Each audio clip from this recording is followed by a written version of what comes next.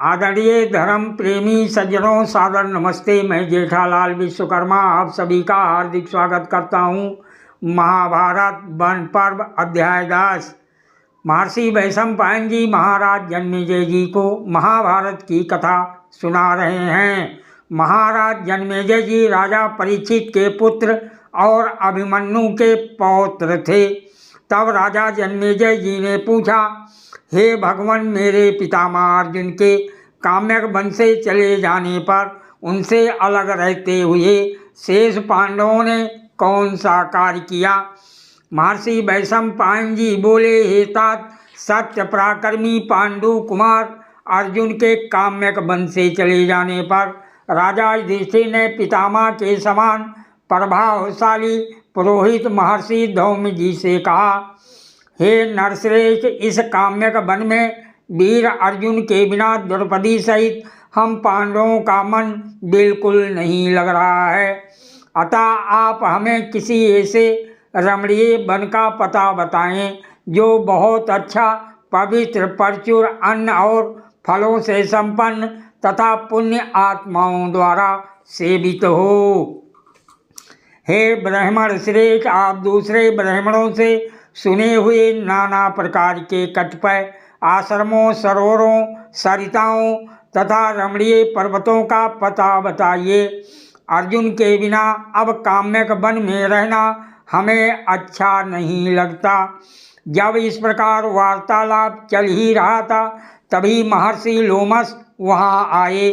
धर्मपुत्र युधिष्ठिर ने उनका यथायोग्य पूजन किया तथा वहां आने और वन में घूमने का प्रयोजन पूछा। महाराज युधिष्ठिर के इस प्रकार पूछने पर महामना महर्षि लोमस बड़े प्रसन्न हुए तथा अपनी मधुर वाणी द्वारा पांडवों का हर्ष बढ़ाते हुए कहने लगे, हे कुंती नंदन, मैं यूं ही इच्छा अनुसार संपूर्ण लोकों में विचरण करता हूँ। एक दिन मैं देवराज इंद्र के भवन में गया और वहाँ इंद्र जी से मिला। वहाँ मैंने तुम्हारे भ्राता सव्यसाची अर्जुन को भी देखा, जो इंद्र के आधे सिंहासन पर बैठे हुए थे।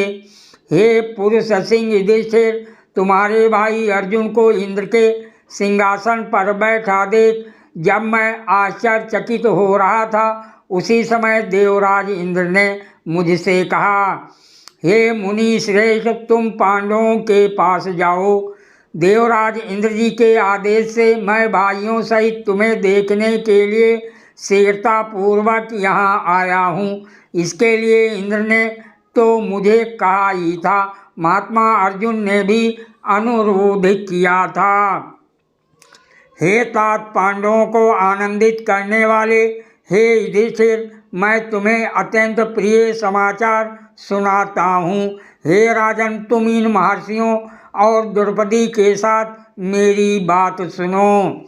हे भरत कुलभूषण विभो, तुमने महाबाहु अर्जुन को दिव्य अस्त्रों की प्राप्ति के लिए जो आदेश दिया था, उसके विषय में ये निवेदन करना है कि अर्जुन ने शंकर जी से उनका अनुपम पाशुपत नामक प्रसिद्ध अस्त्र प्राप्त कर लिया है।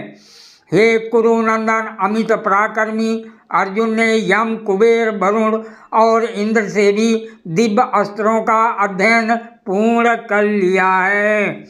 इतना ही नहीं, अपितु उन्होंने विश्वावसु के पुत्र चित्ररथ से नृत्य, गीत, सामगान, वाद्य कला की भी विधि पूर्वक यथा उचित शिक्षा प्राप्त कर ली है। हे राजन, तुम्हारे भाई अर्जुन अस्त्र विद्या में निपुण हो चुके हैं। वह शीघ्र ही लौटेंगे। तब तक तुम भी भाइयों के साथ स्वयं को तपस्या में लगाओ। राजा युधिष्ठिर बोले, हे महर्षि, आपके दर्शन और बात सुनने से मुझे इतना हर्ष हुआ है कि मुझे इन वचनों का कोई उत्तर नहीं सूझता। देवराज इंद्र, जिसका स्मरण करते हो, उससे बढ़कर इस संसार में कौन भाग्यशाली होगा, जिसे आपका संग प्राप्त हो, जिसके अर्जुन जैसा भाई हो और जिसे देवराज इंद्र याद करते हों, उससे बढ़कर भाग्यशाली और कौन है। महर्षि वैशंपायन जी कहते हैं, हे राजन जन्मेजय जी, तदंतर वह सभी वीर पांडव वनवासी ब्राह्मण और पुरोहित महर्षि धौम्य के साथ पूर्व दिशा की ओर मुख करके वहां से परास्थित हुए। वह वीर पांडव भिन्न भिन्न स्थानों में बसते हुए सभा में बैठकर महात्मा पुरुषों की कथाएं करते थे। सादर प्रणाम। जय श्री कृष्ण।